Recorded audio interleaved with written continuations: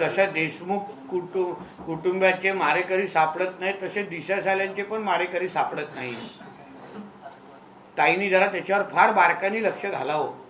ताईला मी विनंती करतो की तुम्हाला जेवढं देशमुख कुटुंबाची चिंता असलीच पाहिजे, आपल्या महाराष्ट्रातलं कुटुंब आहे, तसंच सालेन कुटुंबाला पण सुप्रियाताई कधी जाऊन भेटणार आहेत का, कधी चिंता व्यक्त करणार आहे का, त्यांच्या मारेकरी पकडण्यात यावे अशी कधी मागणी करणार आहेत का?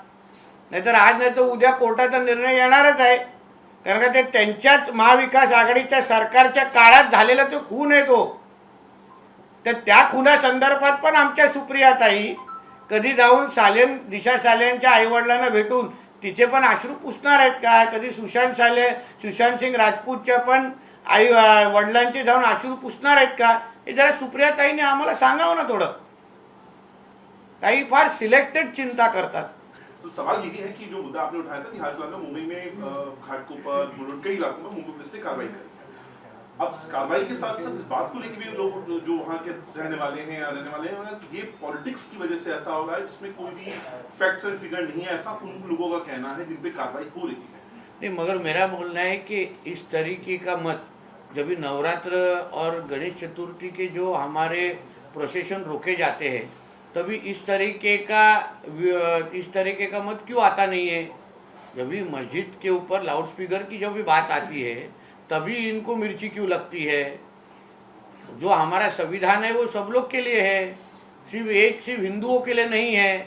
तो जो जजमेंट अभी ऑनरेबल कोर्ट ने दिया है उसका तो 100% उसका एग्जीक्यूशन होगा ही. उसको सबको फॉलो करना पड़ेगा. लाउडस्पीकर अगर बजाना है तो आप पाकिस्तान बांग्लादेश में चले जाओ, 5 बार क्या 10 बार बजाओ, हमको क्या प्रॉब्लम है, पर 5 बार इधर अभी ज़्यादा से बजाने का नहीं. नीतीश जी, महायुति की सरकार चल रही है, ऐसे में संजय सिरसाट बोला मराठी कमाल खान जे आहे त्यांनी विकिपीडियाचा आधार घेऊन छत्रपती संभाजी महाराज यांच्याबद्दलचं वादग्रस्त विधान जे आहे केलं आहे. मुख्यमंत्र्यांनी सुद्धा चौकशीचे आदेश या संपूर्ण प्रकरणात दिले आहेत. मग अशाच पद्धतीच्या कांड्यांच्या तरी आम्ही विरोधात आहोत ना. ज्यांना उद्या अगर आम्ही मोहम्मद पैगंबरांबद्दल काय बोललो असतो तर हे लोक मारून टाकण्याची भाषा करतात. घरात घुसून काही लोकांना मारलेलं पण आहे. आता छत्रपती संभाजी महाराज जे आमचे दैवत आहेत, ह्याला या खान नावाच्या बडव्याला अगर तोंड उघडायचं असेल ना तर पोलीस आपलं काम निश्चित पद्धतीने करतील ना.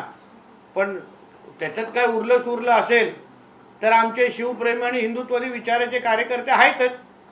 म्हणून अशा आता तुम्ही अगर तुमच्या मोहम्मद पैगंबराबद्दल अगर तुम्हाला टोकाची भूमिका घ्यायची असेल, तुम्ही मारून टाकण्याचे फतवे काढत असाल ना, तर इथे आम्हाला फतवा काढायची पण गरज नाही. सर, मात्र आज कमाल खान अशा वेगवेगळ्या वक्तव्य करून चर्चेत राहण्याचा प्रयत्न करतो का असं म्हणायचं? माझं म्हणणे चर्चेत राहण्यासाठी तुम्ही आमच्या महाराजांचा वापर करू नये. चर्चेत तुला राहायचं असेल मग कधी ना कधीतरी तुला औरंगजेबकडे पण पाठवण्याची चर्चा दुनिया करेल. मग कि कमाल खान था, ऐसा बात करता था और अभी वो औरंगजेब के बाजू में जाके सो गया है.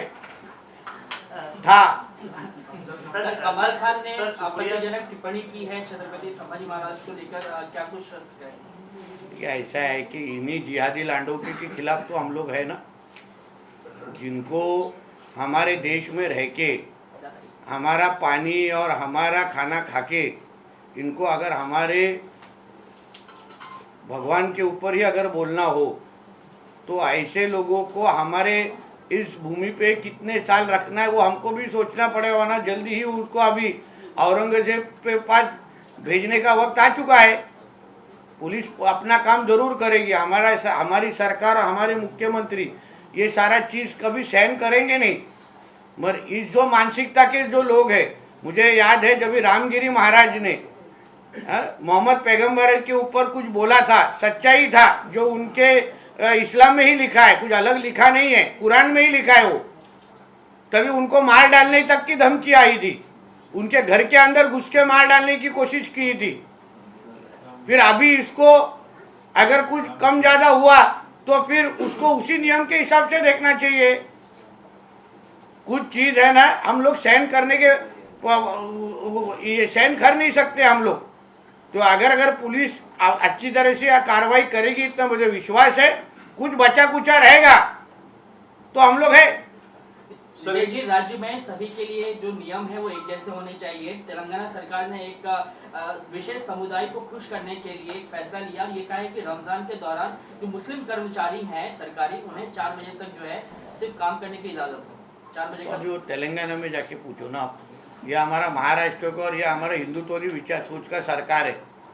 हाँ, इधर कोई भी यहाँ तुष्टिकरण की राजनीति करेगा नहीं, करना भी नहीं चाहिए। जैसे हम लोग ने कहा है कि मदरसा में सिर्फ हमारे बाकी बच्चों को संडे की छुट्टी होती है, फिर मदरसाओं को फ्राइडे में छुट्टी क्यों देनी चाहिए? ये क्या हमारे देश में अलग पाकिस्तान है क्या अलग इस्लाम राष्ट्र है? तो ये सारा चीज़ हम हमारे देश में और हमारे राज्य में तो सहन करेंगे नहीं। नीतीश जी, कांग्रेस सुप्रिया सुळे नेता यांनी